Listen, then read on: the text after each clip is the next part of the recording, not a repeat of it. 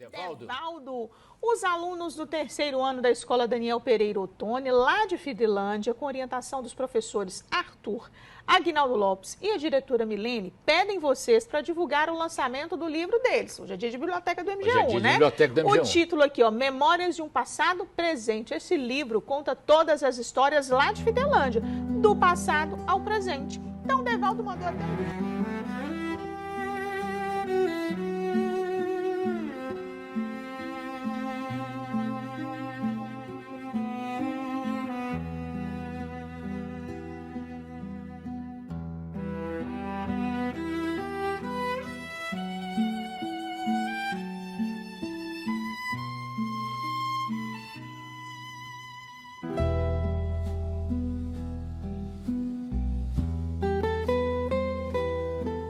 Disse que por volta de 1915, o primeiro habitante a chegar aqui foi Justino Mestiço, o bugre que doou terras para a construção de um vilarejo que seria chamado de Senhor do Bonfim, pelo motivo das primeiras casas da época serem cobertas com um tipo de palmeira conhecida como coco de vassoura. O vilarejo acabou sendo chamado de Rancho de Vassouras.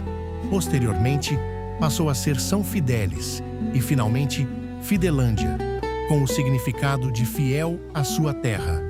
Segundo relatos e informações, as primeiras famílias a chegar após Justino foram a família Martins, as do senhor Manuel de Ouro, Manuel Rodrigues, João Coelho, José Ramos da Cruz, João Bicalho, Adão Pereira, João Paulo e Augusto José dos Santos. Por volta de 1925, mais pessoas chegaram e começaram a desbravar a mata.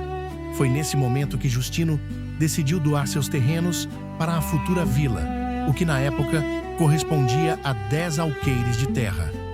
Ele costumava se locomover, montado em um animalzinho, carregando um cacaio e uma caixa. Paira a dúvida se ele era considerado louco ou simplesmente um homem em busca do progresso de sua região.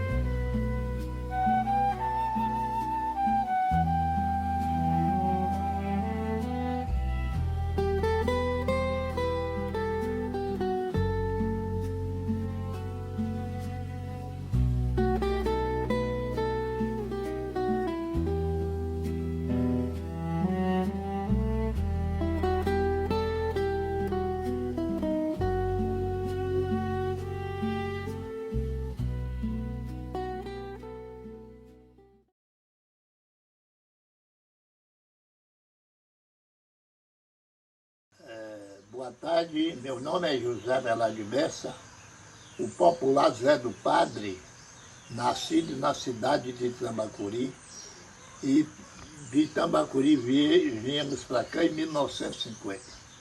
É um prazer muito imenso eu ser entrevistado por uma pessoa que eu sempre admiro muito, o Du, que é conhecido aqui em Fidelândia, nascido aqui em Fidelândia. Pois é, meus amigos de Fidelândia, eu vou dar uma entrevista que é muito importante, não só para mim, para toda a população. Em 1950, os gestores, o Carlos Martins de Freitas, o prefeito de Ataleia, ele construiu esse mercado na década entre 50 até 54. E esse prédio é um museu histórico que nós temos que conservar para que possa a nova geração conhecer o que foi feito aqui em Fidelândia. Pois bem, o Justino Mestiço veio aqui também na década de 1927, por aí, que se eu não me engano, até dia 30. E esse Justino Mestiço veio beirando o rio São Mateus, eu não sei de onde ele migrou, mas para mim, se não for me engano, foi de lá daí. Migrando para fazer a linha, ou aliás, a pista do rio, que dava acesso aqui até Fidelândia. Porque se eu não beirasse o rio, ele ia perder dentro da mata. E aí ele construiu uma barraquinha aqui, umas 4 casas naquela época, e ele construiu uma casinha que tem até a rua lá de Justino Mestiço, ali atrás da igreja. Esse Justino Mestiço foi um homem que desmatou a mata, uns 10 alqueires de terra aqui, desmatados nas florestas, e a doou para que pudesse construir uma vila, ou que seja, um povoado, e naquele tempo chamava Rancho de Vassoura. E ele construiu com muito amor e atenção, e ficou na história esse nome de Justino Mestiço. Então, meus amigos, você tem que prestar bem atenção, porque Fidelândia passou por diversas dificuldades, por diversas injustiças, porque Fidelândia foi o primeiro distrito que existiu e a tal era povoada. Então, esse Justino Mestiço ficou na história e tem que ser lembrado por toda a vida. E eu estou falando para vocês sem saber quem é que adoou essa área e que pudesse fazer um povoado, e esse povoado chamava Rancho de Vassoura.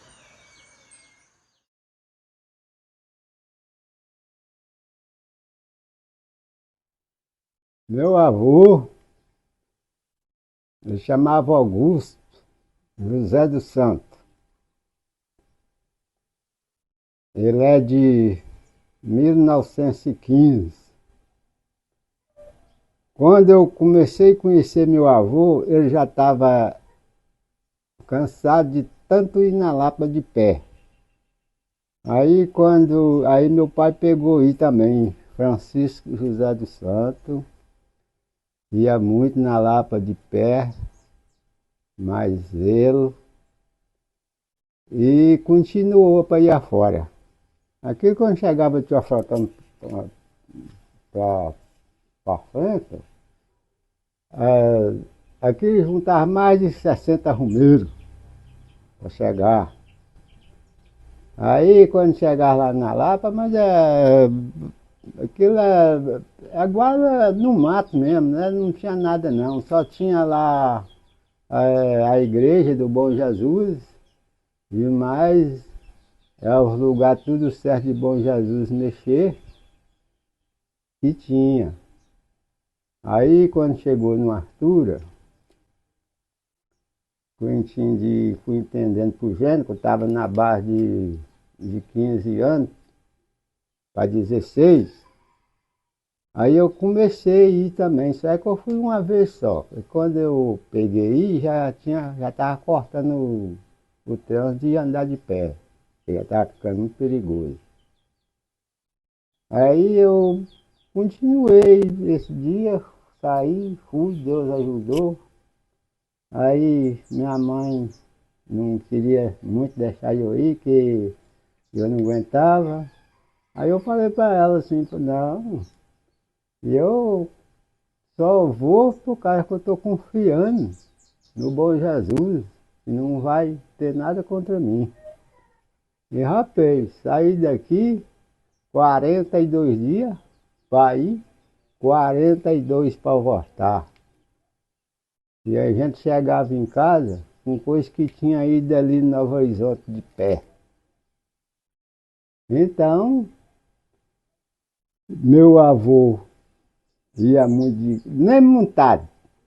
Às vezes que eles arrumavam para usar animal para levar a carga, mas eles cozinhavam para a estrada fora, ele falava, não, o Bom Jesus da Lapa, nós estamos levando animal de carga não, nós carregamos nos cacai. Então carregava de tudo aquele peso.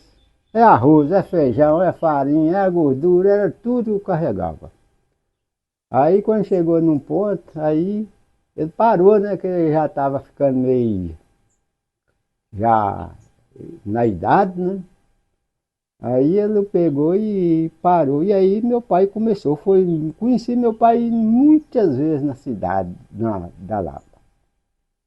Aí quando eu cheguei nesse ponto, eu fui. Não continuei por causa que parou logo, né? Os padres parou que já estava começando a ficar meio perigoso. Então, aí eu não fui não. Aí, mas não deixei de ir na Lapa não. Quase todo ano eu vou na Lapa. Até no dia de hoje, sempre eu faço a ideia, eu vou na cidade da Lapa. Mas tinha gente que achava que era até doideira que a gente fazia, né? De estar caminhando nessa distância. Mas não é nada, a gente estava buscando a força de Deus, né? E Deus ajudava e a gente não sentia nada. Então a gente saía dormindo debaixo da moita, já tinha aquelas pousadas certas. Então foi uma coisa muito boa. Até que se tivesse acontecendo isso até no dia de hoje, pois eu ia de pé, minha coragem dava de pé. Eu já estou com 71 anos, mas minha coragem dava para fazer essa viagem, até no dia de hoje dava. Mas só que não, mas de carro eu vou quase todo ano, né? Então é um caso. Meu avô Augusto, ele contava nós como é que era, né? Todo mundo armado, aquele que não tinha boas armas, tinha pelo menos uma 38 ele levava. E Bom Jesus da Lapa ajudava, que não tinha nada a ver. Em Oroçuaí, tinha um amigo de meu pai, por nome Adrião. Esse Adrião ia na Lapa todo ano para cumprir promessa. E aí ele esperava meu pai sair aqui de Fidelândia para ir para Oroçuaí, para ir mais ele. Como foi a promessa que ele fez para meu pai ajudar ele e cumprir a promessa? É porque ele matava muito. Quando ele dava uma briguinha, que ele não matava ninguém, matava 5, 6. E aí ele pegou com o Bom Jesus da Lapa para ajudar ele, para deixar disso. O Bom Jesus ajudou ele, que ele morreu de velho e não matou ninguém mais.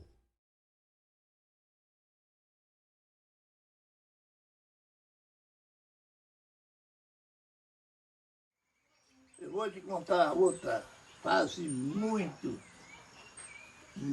triste, e eu não sei a data direito.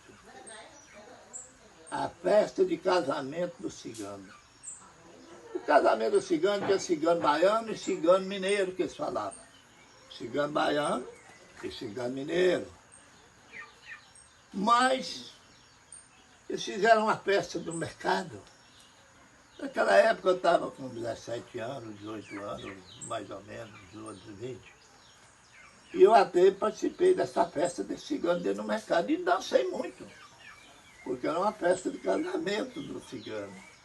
E eu, por ser uma pessoa assim, que sempre eu gostei de viver tratando os outros bem, o cigano achou assim, baiano, dança aqui com minha esposa. E eu dancei. Mas depois as coisas mudou. O cigano mineiro suspeitou que o cigano baiano estava roubando os animais dele. E aí começou uma guerra. Veio uma senhora, uma cigana baiana, mais ou menos uns 78 anos, e chegou o cigano mineiro e falou com ela que estava,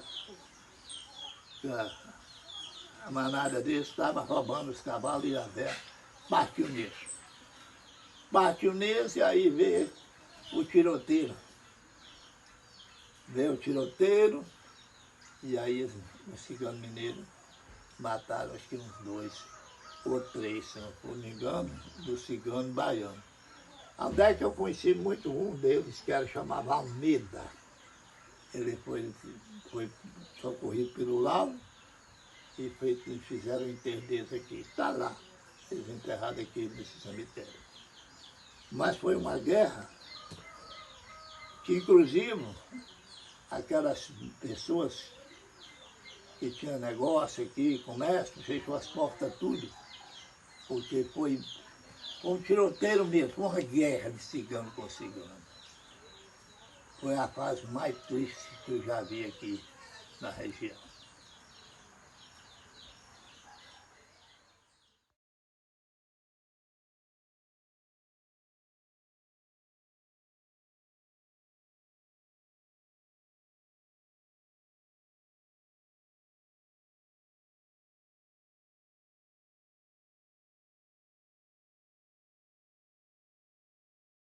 Sobre o cartório? O cartório foi fundado em 5 de julho de 1939. O primeiro escrivão era José Ribeiro da Silva Neves,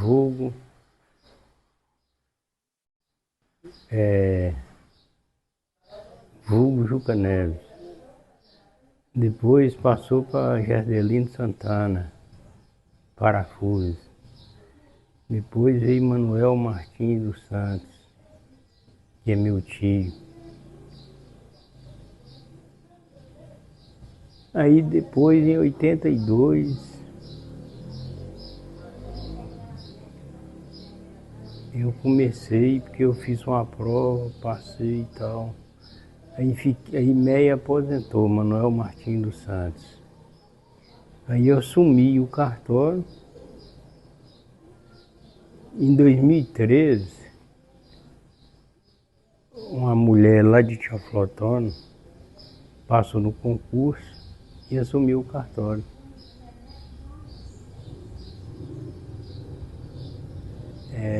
Pior que eu esqueci o nome dela, tem que falar o nome, né? Passou e assumiu o cartório. E aí, depois ela pediu demissão, colocou um outro substituto, também não ficou. Aí eles transferiu o cartório para Atalenha, o juiz. Na época que você mexia lá, tinha muita coisa a fazer. Tinha. Eu fiz uns 300 casamentos, uns 300 óbitos. Registrei muita gente. Fiz escritura, procuração, óbitos, reconhecimento de firma, autenticação.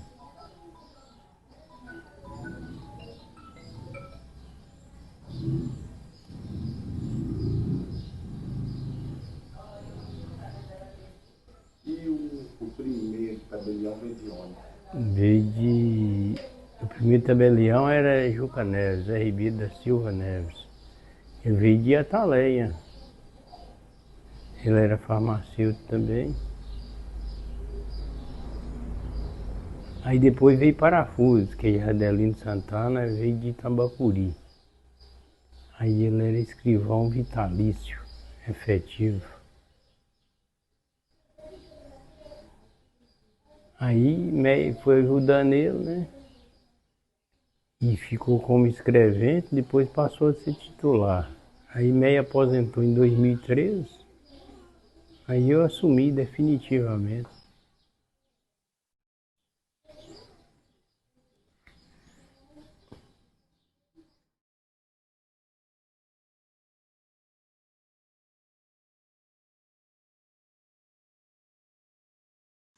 Qual é a fonte de renda que tinha em Fidelândia? Feijão, arroz, café, fumo, farinha de milho, farinha de mandioca. A carne bovina era pouca, mas era uma carne de primeiro, o gado era meio pouco. O que faltava em Fidelândia? A comida não faltava. Porque o povo era um povo sério, trabalhador, e que tinha um povão aqui, uma população muito grande, vamos dizer assim, uma população muito grande. e que o mercado superlotava. Os açougueiros, tinha deles que matava 2 vacas, ou 2 porcos gordos, ou 2 porcos gordos. E quando era tarde, não tinha nada. O povo, a gente entrava no mercado, tinha aquelas pessoas vendendo café, cujo nome de Dona Mariana, de Pulu, cujo nome da Dona Rosa, esposa de Zé Paulo, e muitos outros, Dona Zefa de Ouro, vendendo doce. E a gente, para andar no mercado, tinha que tomar muito cuidado, que não tropeçava um no outro.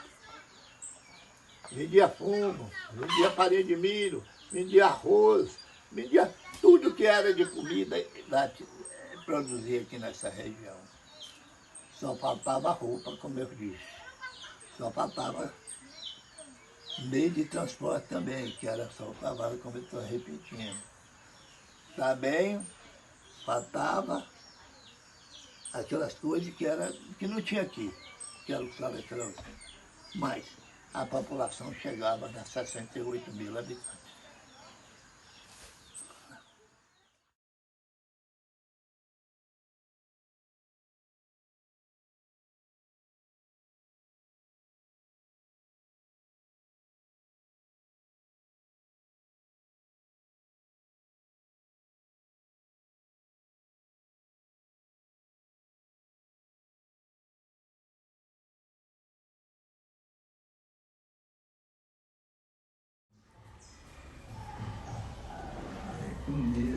Mas foi com Deus, não tinha mais, não tinha como empregar, não tinha mais de emprego nenhum em Fidelândia, nenhum. Eu trabalhava até braçalmente os outros, né? Trabalhei de vaqueiro muito tempo, tirando leite para os outros, fazendo lavouras, né? E quando foi, aí no fim, apareceu um senhor aqui fotografando do lado do Espírito Santo afora. Eu achei que tão assim, uma coisa especial, né, de grande vantagem para alguém, né, uma quantia, né, ganhar algum dinheiro. Quando foi no fim, eu pensei naquilo e não lembrei mais. Depois veio um Adãozinho, que é casado até com a irmã de compadre de Domiro, de Luzia, né? Aí ele chegou a amar muita amizade comigo, ele comprou uma máquina, uma Olympzinha PEN, japonesa, e me falou, ô Ramiro, eu vou te vender essa máquina porque dá para você ganhar um pouco, dá para você ganhar dinheiro.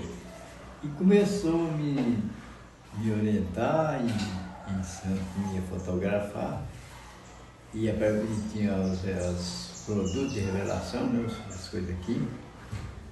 Aí ele passou para mim, com a câmera escura, eu tinha que fotografar, depois transferir o filme para uma parede, né, para receber a revelação.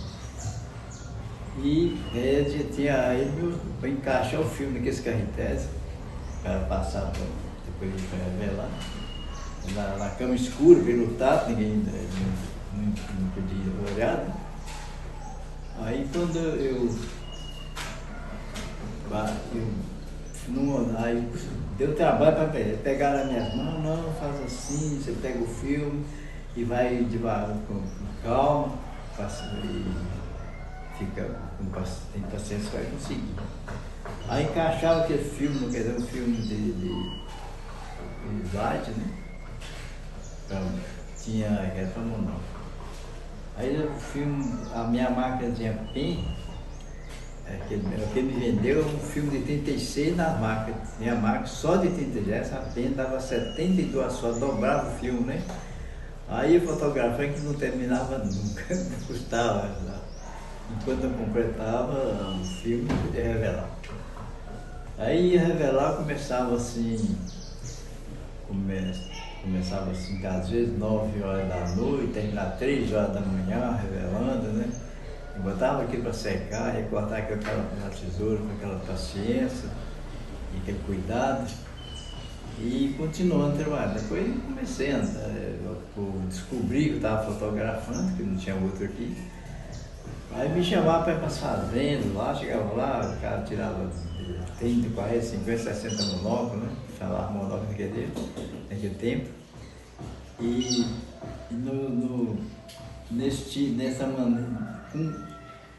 nesse movimento assim, fui só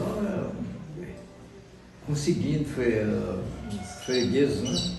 E era convidado para os casamentos, era batizados e outros eventos. Né?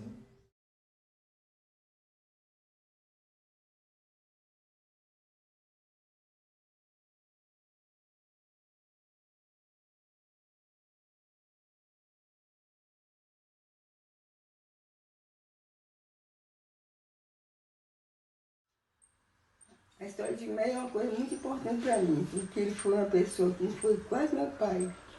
Porque meu pai morreu, eu não conheci meu pai, ele fazia tudo por nós. A gente, inclusive, a gente tem uma história muito importante. Quando meu pai tinha dois terrenos, né? E quando a gente era pequeno, e ele não entendia de nada. Quando ele foi, como tinha o terreno de lá, o de cá ele queria vender um, porque nós era pequeno, para trazer nós para estudar. Ele vendeu de lá, o que ele fez? Ele comprou o gado, deixou em nosso nome e depositou o dinheiro para quando a gente crescer, saber, a gente recebeu aquele dinheiro pelo terreno que a gente tinha. Então trouxe nós para estudar, Aí ele dava nós de tudo. Tudo que ele podia fazer, ele fez por nós. A minha mãe, como era lavradora, coitada, ela tinha que sustentar nós, mas ele que ajudou em tudo. E ele é uma pessoa assim, eu não sei, Meio era uma pessoa tão boa para nós, ele é mais do que um irmão. Quem? Então, eu estudei, fiz até a 8ª série, foi com a ajuda dele. Até o material ele que dava, o uniforme, ele ajudava todo mundo. E foi assim, até a gente ficou grande. Eu saí muitos tempos, porque aqui eu não tinha, né, como não tinha trabalho pra gente. Aí eu saí, mas ele nem queria que eu saísse daqui. Porque ele tinha assim, muito amor a gente, ele não queria que a gente saísse.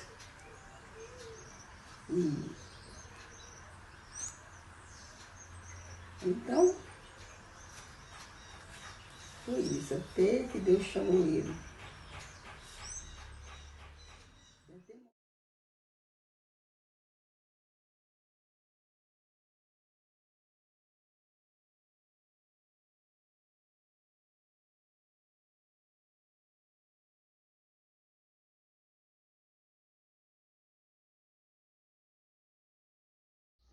Falar de Silvio de Souza Guedes. Ele chegou em Fidelândia em 1949, abriu um posto de farmácia, porque ele já tinha uma experiência adquirida, porque ele trabalhou com um médico quando estava reabrindo estradas, né, que é hoje o órgão chama DR. E esse médico atendia os peões que machucavam, né, nas aberturas das estradas. Então ele aprendeu muita coisa. E aqui ele foi quase um médico. Ele fazia sutura, ele fazia incursão em alguns abscessos nas pessoas, ele fazia parto, ele engessava braço, perna, pé quebrado. Extraía também chumbo, né, quando as pessoas levavam algum tiro assim, de chumbeira ou até mesmo de revólver, fazia extração de balas aqui. E assim, tratava do povo. E depois ele fez uma amizade com o Dr. Sidônio Apônio, que era médico lá em Teoflotone. O Dr. Sidônio tinha fazenda aqui. O Dr. Sidônio passava aqui toda sexta-feira. à tarde. E ainda a torcida trazia muitas amostras grátis, naquele tempo era muito fácil, né? Trazia e passava para ele, passar para o povo, principalmente para tratar de verminose. E ele trata muito desse povo aqui. Trabalhou aqui até os fins dos tempos, que ele morreu acho que com 78 anos. Morreu em agosto de 2001. E é isso.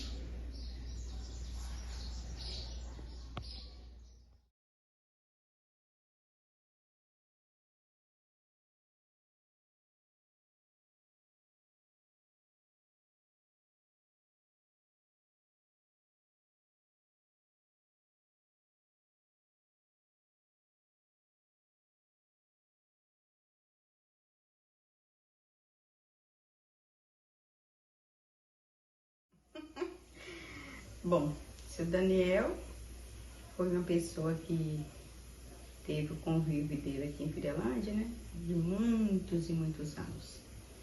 Onde que ele ajudou muitas pessoas na parte da educação. Foi político do partido PT, ficou muito tempo. E as escolas, né, que ele favorecia com o seu dom de ajudar, do aprendizado da escola de Fidelândia, a fazer trabalho de escola, a responder perguntas dos alunos. E foi uma vida bem assim de andar de pé pelas roças, para resolver muitos problemas. Com o passar do tempo, ele acabou adoecendo, né? Ficou seus livros guardados, suas coisas tudo guardadas. E ele ficou acamado muito tempo. Ele deu artrose, eu me lembro na época. E a gente precisava cuidar dele, onde que eu fui uma das, né, que ajudei a cuidar. E tomei a atitude de ajudar, porque ele precisava de alguém, como ele não tinha alguém na região. Aí ficou para a comunidade cuidar. Mas todo mundo fez um pouquinho. Um levava um café, eu fiquei na parte do banho, outro cuidava do medicamento, da comunicação, né, com as pessoas que precisavam. Até que um dia Deus lembrou, né, que era às vezes dele e ele foi. Mas foi uma pessoa que teve utilidade em nossa comunidade. Um ancião, né, da igreja católica, sempre estava lá pregando. Na época a celebração era meio-dia. E ele sempre estava lá, pregando a palavra para o povo. E todo mundo, né, inspirava nele pelo fato de ele ser uma pessoa, que ele era uma pessoa sábia. Ele tinha sabedoria de conduzir. Às vezes estressava, às vezes ele era calmo, mas ele ajudou. Foi uma pessoa que ajudou muito a Fidelândia. Eu creio também que onde ele passou também, ele deixou o legado dele, né?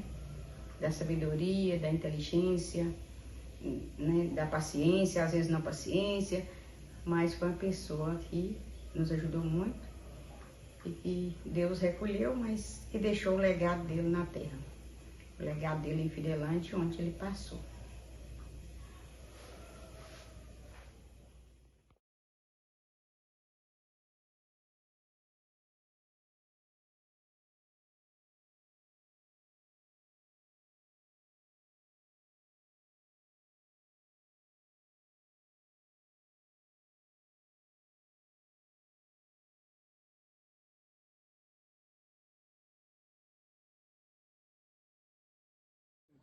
Para falar da educação local, é necessário registrar que a escola foi criada no distrito de Fidelândia no ano de 1948, quando era governador do estado Milton Campos. Essa escola foi construída, a outra, né, o prédio anterior, foi construído para funcionar uma escola agrícola. Tanto é que a área aqui era de um alqueire de terra. E aí foi havendo as invasões e precisou cortar uma rua ali no fundo, então foi diminuindo. Hoje nós temos uma área de aproximadamente 5 mil metros quadrados, 1.500 metros quadrados, porque também a prefeitura invadiu e construiu o posto de saúde. A extrema do lado dos fundos, que divisa lá com a fazenda que era de Antônio Bergagnoli, a extrema está errada. É tanto que o muro foi construído, mas no mapa do estado e no registro da escritura do terreno está errado. E aí essa escola foi criada aqui, eu não me lembro os primeiros professores, porque eu nunca ouvi falar. Lembro da Tutinha, que trabalhou aqui como professora nos anos 60. Em alguns registros da escola, a gente via registro de Dona Teresa Belli, professora, Dona Francisca Bergagnoli. Depois, quando eu comecei a estudar, em 1965, já era professora aqui, Dona Zilda Moreira, Palmira, Rita Pinheiro, Palmira Raidan, né? Rita Pinheiro. Dona Diná era diretora, Diná Rodrigues Chaves. Minha mãe, Elsa de Souza Guedes, era professora. Que eu me lembro. Aí não tinha o quarto ano. O quarto ano primário foi criado nessa escola pelo então prefeito, o senhor Cristalino Ferreira de Matos, que foi eleito prefeito em 1962. E seu Cristalino dava muito apoio à educação, ao conhecimento. Era um senhor que ajudava muito os professores. E aí ele criou o quarto ano primário aqui.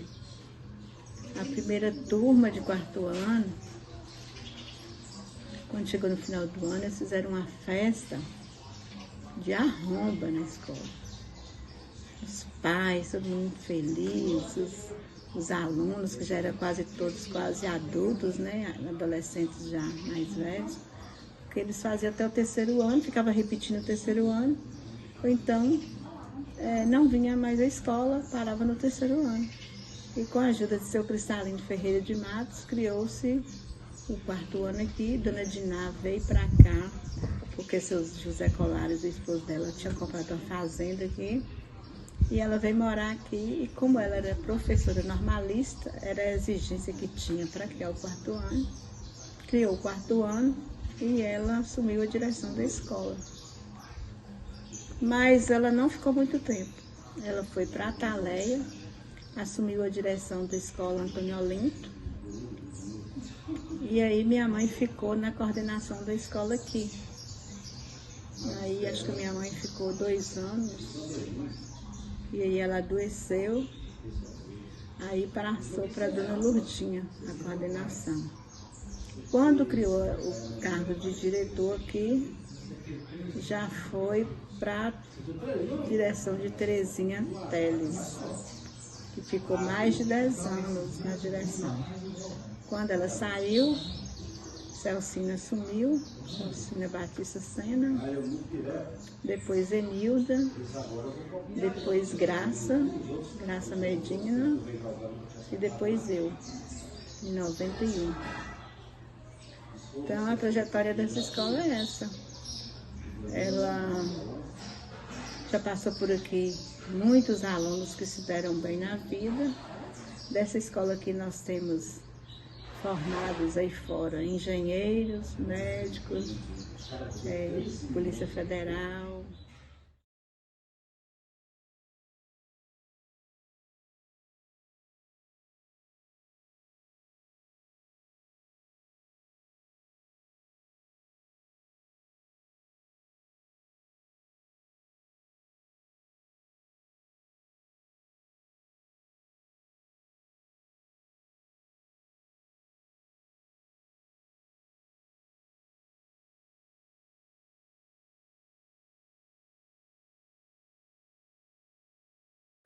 Tem nem como, porque não é meu.